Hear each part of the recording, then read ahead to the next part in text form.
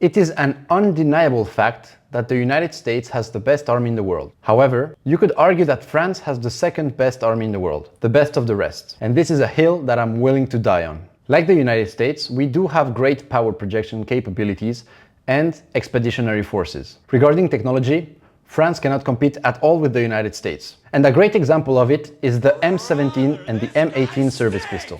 This pistol has a classified algorithm in it that makes it shoot randomly whenever it is handled. In France, our technology is not as good as the Americans. However, we have this. This is not just a regular Glock 17. This is the French Army Glock 17. In this video, I will go over the history and the differences of this particular Glock, and I will be comparing to a military Glock that you might be familiar with, the 19X. Are you ready? Stick around to find out.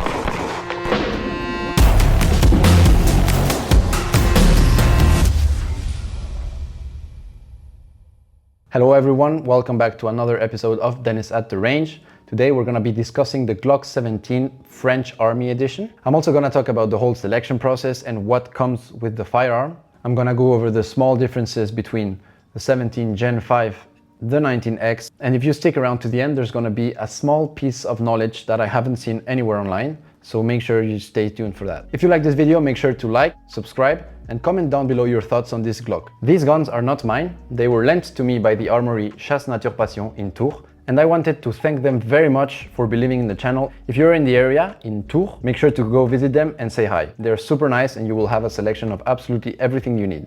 As always, all the weapons are clear, there is no loaded ammunition, and everything is for educational purposes only. Where does this need of having a new gun come from? Well, for decades, France had been relying on two aging designs of pistols, the PAMAC 50 or PAMAC 50 and the PAMAS G1. The PAMAC 50 means Pistolet automatique de la manufacture d'armes de Châtellerault, 1950, and the PAMAS G1 is Pistole automatique de la manufacture d'armes de Saint-Étienne. The PAMAC was made in France by the French, and the PAMAS was a licensed copy of the Beretta 92 that was built in France. By the way, if you're watching this from France and you did your military service, you probably used these guns back in the day. But by the mid-2010s, those pistols were starting to become obsolete, and the age and wear and tear was getting to them. This means that in 2017, the French were looking for a new pistol. This project really came into reality in 2019 with the Loi de la Programmation Militaire, which is a document that is going to determine the budget for the French army for the next coming years. So in this case, it was 2019 to 2025, and it allocates the funds. The whole process lasted from March 2019 until January 2020. And it was when France issued a public tender for up to 75,000 9mm pistols. This included pistols, but it also included training systems and the whole ecosystem around it. It also means that you needed ammo, you needed holster, you needed equipment for it. They were looking for a 9mm pistol because it's NATO standard. They were also looking for a reliable pistol, which is something that everyone wants when you're fighting a war. Regarding ergonomics, they wanted some modularity, with it being ambidextrous and having the option to change the grip module.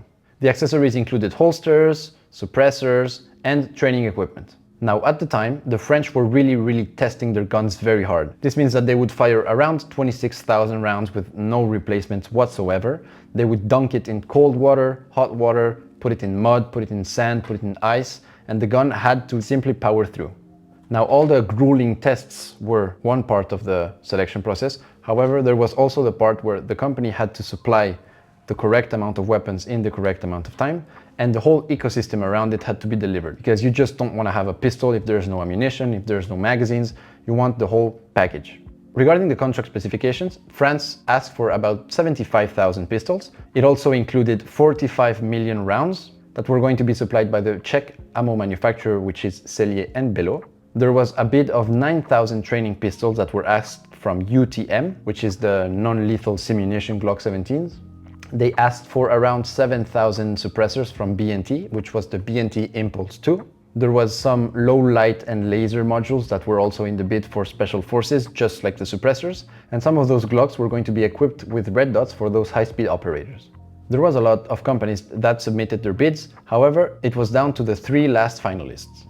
Glock with their Glock 17, HS Product, which is the equivalent of Springfield here in Europe, which was the SF-19. The equivalent in the United States would be the XDM, and CZ with their P10. Glock was the one that won because they were very, very reliable. They almost had 0 stoppages, even when it was full of sand and mud. Price-wise, Glock also beat the competition by having the lowest complete system cost. They were able to deliver on time because they had the facilities to do so. It didn't have a safety, so it was going to be easy to handle for people that didn't have experience. It was ambidextrous, and there was some modularity with the back straps that you could change on it. It's one of the most standardized pistols out there, so the whole ecosystems of holsters, lights, suppressors is always going to be there, and there's going to be enough of it and of good quality. So once that the contract was won by Glock, the French decided to localize the whole production system. They partnered with the French Armurerie de la Bourse, which is a military distributor. They also partnered with Cellier et Belot for the ammunition that I mentioned before. And they partnered with UTM to have their simunition pistols and the training Glock 17s that UTM sells. The whole system came with the following. It was going to be, notably, the Glock 17. There was going to be 4 backstraps because back then Glock shipped their guns with 4 backstraps.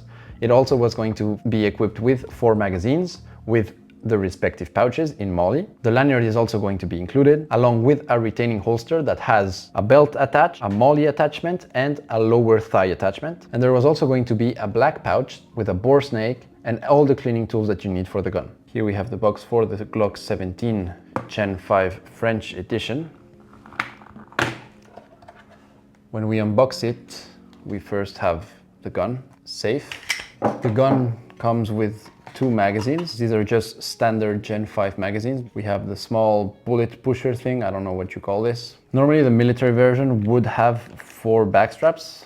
In this civilian version, we only have 2. It's the large backstrap and the medium backstrap. We have this small brush to clean the barrel. This rod to push right here. I think everyone at this point has seen this. And here we have the manuals. We have it in French, Spanish, German, English, most languages of the whole European Union. So here we have everything that comes with the gun. Now let's just talk about the gun. The first thing that we notice, and I think it's the most obvious, is that this is a 2-tone gun. So these sights are the new metal sights. They wanted something that would be durable.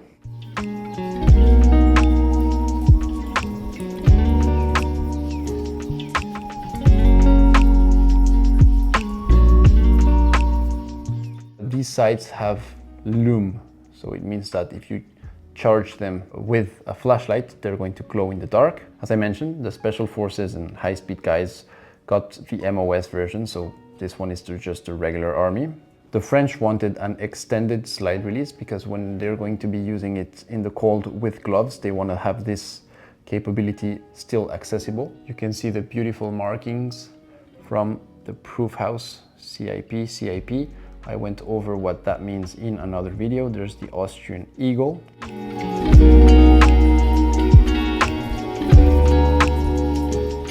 You will see that this is just a regular Gen 5 slide. It still has a copper loop here, so this is totally brand new. The barrel is Glock marksman barrel, so there's nothing new with it. It has the polygonal rifling. We can take a look at it. We also have a lanyard. Taking a look at the internals, we can see that the slide release, it's not that noticeable, but you can kind of feel it. It's something that you notice more in person. Now, something that does change in the military version is the trigger. They demanded a heavier trigger. This pistol has a 6-pound trigger, so it's a little heavier. And it has a special 6-pound connector that's marked with a small F, or no, it depends on the batch. And this 6-pound connector was required by the French DGA, which is Direction Générale de l'Armement, for safety purposes. It's not a great trigger. Glock isn't famous for their triggers anyways, but take up wall, and then it does feel quite heavy. It breaks. And then we have the reset. Now let's compare it to the Glock 19X. Here I have in the same color of the box the 19X, safe. Let's look at what changes the most. The first thing that comes to mind is the length. The 19 having a 19 slide with a 17 frame, not the same length here, but if we look at the grips, they are going to be the exact same. The trigger in the 19X is the regular Glock triggers. We got some take up here. It feels a little mushier and less crispy. And then I hit the wall. I break, I pull out, and click again. The small differences between the 17 and the 19X is, first of all, that slide release. This is not a regular Gen 5 slide release. It's a little bit more rounded compared here to the square slide release.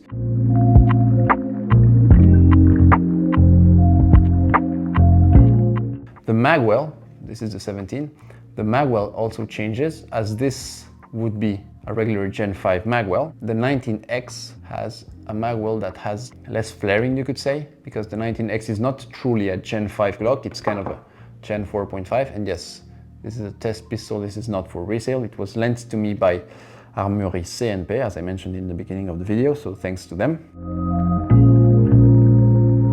Since this is not a full Gen 5 pistol, the magwell here has this little plastic piece. That means that it's not going to be compatible with Gen 5 mags. This is a Gen 5 magazine, and if we try to stick it into the 19X, you see it's not going to seat properly. So a small fix is just to grab a Dremel and cut this piece off, because I mean, it really doesn't matter. It's not going to change the functionality of the pistol. As we saw right here, the lanyard is a little bit different. And if we look at the internals again, here we can see that there is basically no difference except for the sights. In the Glock 19X, the slides are still metal, so we still have that rugged durability. The dot on the 19X seems to be a little smaller. And if we look at the back sides, those are still kind of similar. What changes is the dot in front. In the 19X, the dot is going to be a little bit bigger.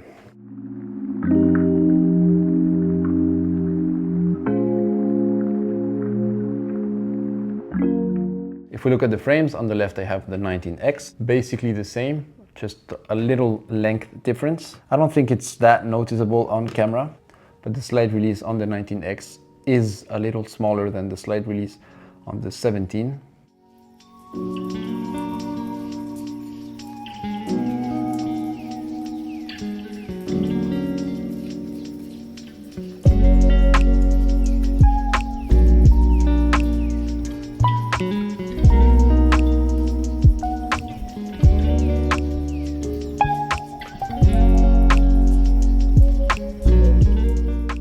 Regarding the thing I mentioned earlier, something I haven't really been able to see online is that the Glock 19X has maritime spring cups, and those maritime spring cups sit in the striker, and it means that the gun can be taken into the water and then taken out and shoot properly with no issues, that water can pass through. And I was wondering if this, since it's a military version, it was gonna have those maritime spring cups. I couldn't really find it anywhere online, so we're gonna go over that right now. This is the striker for the Glock 19X on my left hand, and this is a striker for the Glock 17. And if you notice, on the 19X we have those maritime spring cups, which if you take it down, you can see it better right here. And on the 17 we don't have those notches. So no, the Glock 17 Gen 5 Military Edition does not have the maritime spring cups. So that covers about everything on the differences between the 19X and the 17, which are both pistols that were intended for the military. This one, the 17, got accepted. This one didn't make the bid. It lost out to the P320, which today is the M18 and the M17. And I mean, if you've been living under a rock, well, that gun is not safe and not reliable. So in my opinion, they should have gone with this one, but whatever. If you made it to the end of the video, thank you very much. Let me know down in the comments your thoughts between the 19X or the 17. And until next time, Dennis, out.